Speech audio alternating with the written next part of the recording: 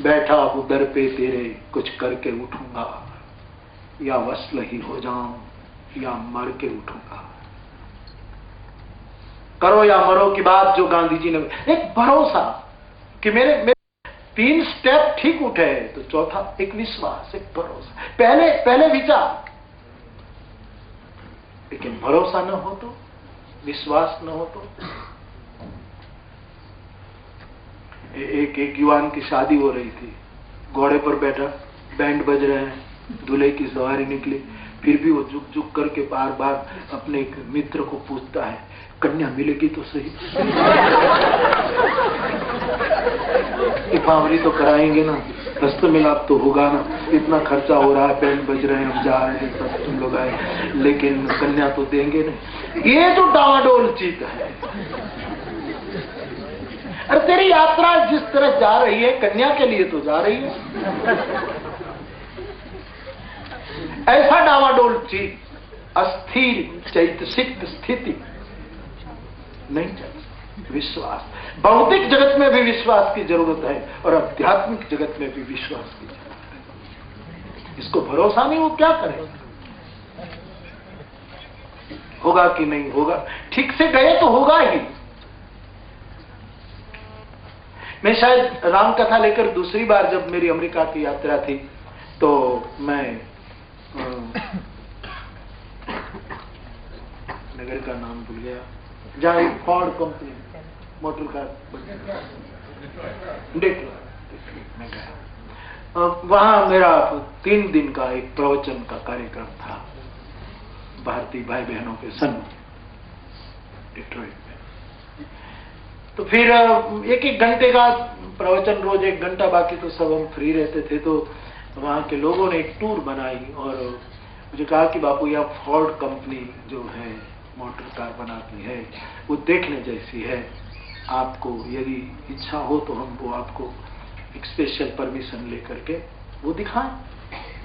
तो मेरे साथ 2-3 और भाई थे, तो इनकी भी इच्छा थी, तो हमने कहा चलो जाए। तो हमने वो देखा। तो पहले से वो दिखा रहे थे कि यहाँ से ये बनता है, फिर यहाँ से ये स्पेयर पार्ट जुड़ जाता है, फिर ये होता है, फिर ये स्टीयरिंग लग जाता है, फिर ऊपर का पतरा लग जाता है, लग जाता है, होते होते होते उसकी जो प्रोसेस पूरी होती है, और उसके मुताबिक हम देखते देखते गए। तो जो उनका समय, जो उनका गणित था, उसके मुताबिक बस वहां जाओ, यानी परिणाम गाड़ी तैयार होकर बाहर। एक पूरी प्रोसेस। ये भौतिक जगत का सत्य है। आध्यात्मिक जगत कि यदि हम ठीक से उस गति से चले और विश्वास तक की यात्रा करें, परिणाम होगा ही, फल होगा ही, लेकिन विश्वास बहुत जरूरी है। हो सकता है कभी कभी हमने सोचा इतनी मात्रा में परिणाम न भी आए, लेकिन विश्वास मत गंवाना, परिणाम होगा। तो विश्वास बहुत जरूरी है। लोग कहते विश्वास अंध है, नहीं, विचार से शुरू हुई यात्रा में ये एक मुकाम है विश्वास का, एक फेथ, एक श्रद्धा कि मेरा कार्य होगा, ठीक होगा। हमारा विश्वास क्या है कि पहले के 3 कदम हमारे ठीक नहीं होते और सीधा विश्वास में रहते हैं, तो इसलिए कुछ नहीं होता। एक विद्यार्थी नापास हुआ तो उनके पिता ने पूछा कि तू नापास क्यों हुआ? बोले मेरे बगल में जिसका सीट नंबर आया था ना, उस छात्र को कुछ आता ही नहीं। अपना कोई दोष नहीं निकाल रहा, उसको कुछ नहीं आ रहा था, आता था, इसलिए मैं उनको देखकर लिख सकता था, लेकिन वो बिल्कुल कुछ किया ही नहीं। तूने क्या किया? लेकिन आखिरी बात मुझे आपसे ये निवेदन खास करनी है, शायद आपके मन में ये बात आज बैठे न बैठे, लेकिन मैं बीज तो बो दूं, कभी पनप सकता है, कभी उस पर आ। मैं पक्का कहता हूं साहब, बड़ी बड़ी ईमानदारी से, बड़ी श्रद्धा से कह रहा हूं कि विचार से शुरू करो, विवेक से गुजरो,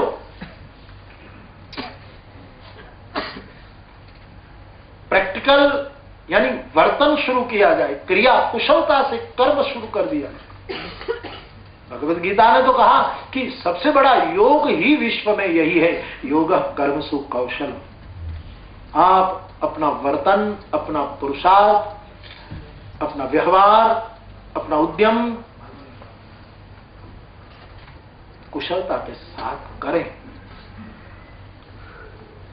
तो वर्तन करें और उसके बाद मुझे परिणाम मिलेगा ही, ऐसा विश्वास रखें। लेकिन अब जो मुझे कहना है वो पांचवा बिंदु वो है कि चलो हमने विचार किया, विवेक धारण किया, वर्तन भी किया, विश्वास भी किया और परिणाम मिल गया, लेकिन सफलता मिल गई, क्या वहां यात्रा पूरी हो जाती है? उपलब्धि पर बात खत्म नहीं। शायद भौतिक जगत खत्म भी कर दे कि चलो परिणाम मिल गया, बात खत्म, लेकिन आध्यात्मिक जगत एक कदम आगे जाने को सूचित करता है, और वो है कि आपने जो सफलता प्राप्त की है, विचार से, विवेक से, वर्तन से और विश्वास से, उसी सफलता में आपको जो मिला है उसको वितरित करो। तेन त्यक्तेन भुज्यथा, जो औपनिषद, क्योंकि गांधी जी ने भी कहा, विनोबा जी ने कहा कि अपनी सफलता को जो अकेला भोगता है वो पाप खाता है, उसको वितरित करो, उसको बांट के अपने उपयोग में लो। पूरा पाश्चात्य जगत विश्वास तक पहुंचता है, सफलता प्राप्त करता है, लेकिन वितरित करना स्वभाव में नहीं आता। भारत एक ऐसा मुल्क है जो उपलब्धियों को वितरित करता है।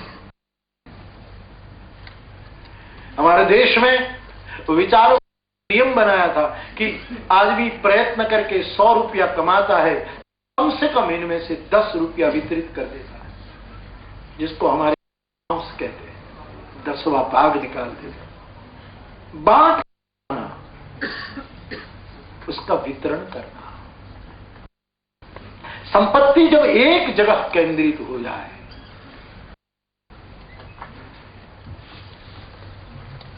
इसी विचार संसार में कितने कितने वाद पैदा हुए, कितने कितने मत, और फिर वो बड़े सिद्धांत के रूप में दुनिया में प्रस्थापित हुए। सफलता वितरित होनी चाहिए।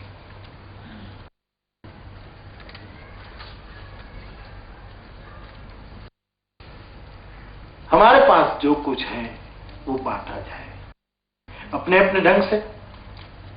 आप निर्णय करें। मैं कथाओं में कहता रहता हूं कि 1 लाख रुपया जो कमाए साल, 1 लाख, उसको चाहिए 10,000 बांट दें। किसी तेजस्वी विद्यार्थी की फीस, किसी को औषधि दें। जहां जहां मानवता के लिए कुछ हो रहा है, वहां 1 लाख कमाने वाला 10,000 निकाल दे, और कोई बड़ी बात नहीं है मेरी दृष्टि में, इतना तो हम कर सकते हैं। तो कई लोग, बापू आप कहते 1 लाख कमा और 10,000 10वां हिस्सा निकाल, ज्यादा है। तो मैं कहता हूं 50,000 कमाओ, 5,000 ही निकलना पड़ेगा, जितना फायदा हो सके आपके लिए।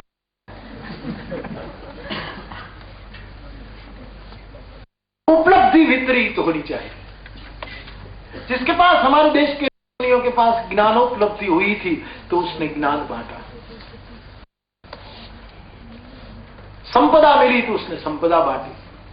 रावण को क्यों आज हजारों साल बीत गई, शताब्दियां बीत गई हैं, खबर नहीं कब हुआ, लेकिन फिर भी रावण को क्यों दिन हम जलाते हैं?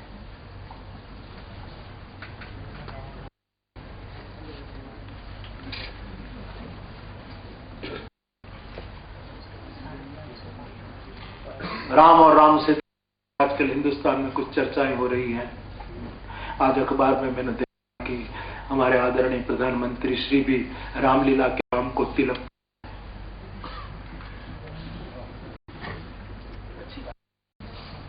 जिम्मेवार कई लोग भाई बहन खड़े हैं। राम इस देश की आत्मा है, उसको नकारा नहीं जा सकता। और आत्मा को आकार के रूप